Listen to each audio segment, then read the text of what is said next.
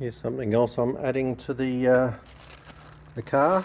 These are the jacking lifting pucks that go into the bottom of the under the floor. There's little elongated holes that you slot these through, which I'll do in a minute, and these become the lifting points when you're jacking your car on a two-post hoist or even with a typical jack. Just ensures that you don't crush anything or try to lift in the wrong place. And they were pretty cheap actually. I think it was $30 delivered for the kit.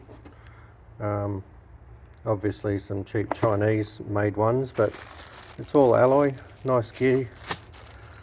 There won't be any rusting or anything, and other than potentially unscrewing and falling out, there shouldn't be any dramas with them, so I'll chuck them in now.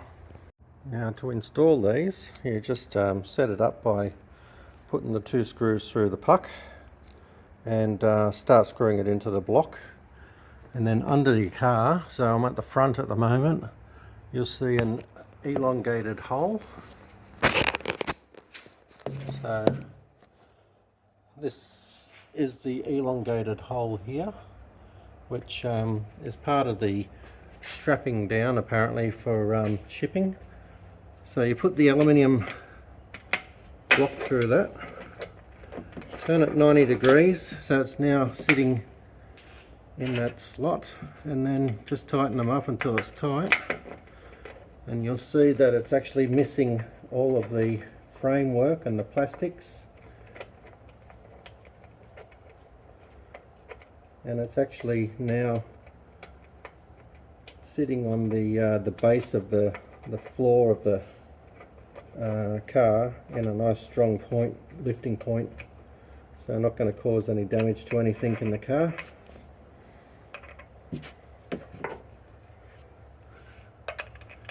And that's it. That's simple as that. They then become, for me, a permanent fixture. And if you go to the back of the car, just in front of the rear wheel, you'll see another slot. There's your rear tyre here. So yeah, this slot here, exactly the same. One of the strapping points for transport, which becomes the lifting point for jack stands and not jack stands, but hydraulic jacks and two-post hoists, etc. So yeah, I'll do that one next. So again, my slot. This is at the rear this time. This one's on a sort of a 45-degree angle, and you want to put them in and turn them 90 degrees simply so they don't fall out if they ever got loose. So that one goes to about there. Another 90 degrees, it would fall out again. So putting it in, turning it 90, and then just tighten it up. You get a little Allen key with it anyway.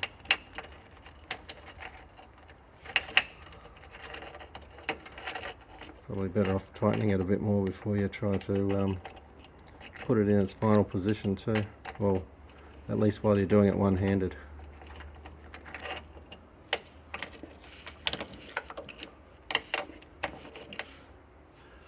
Which is about there.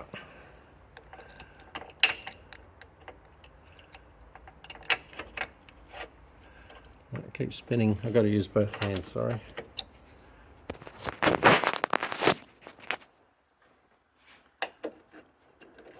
It's ready to fall out that way.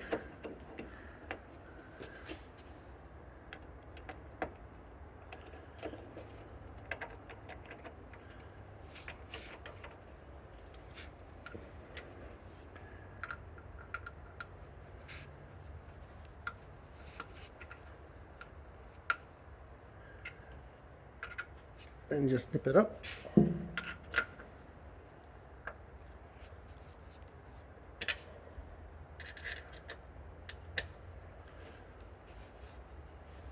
And it's done.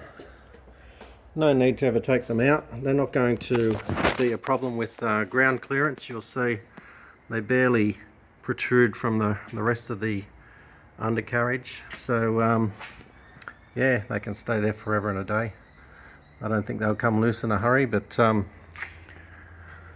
when I put the car up on the hoist, it's just an opportunity just to check it anyway and make sure they're all tight. But yeah, job done. A good investment of 30 bucks delivered to, or maybe 35 I think it was, but easy to jack the car up from those points now.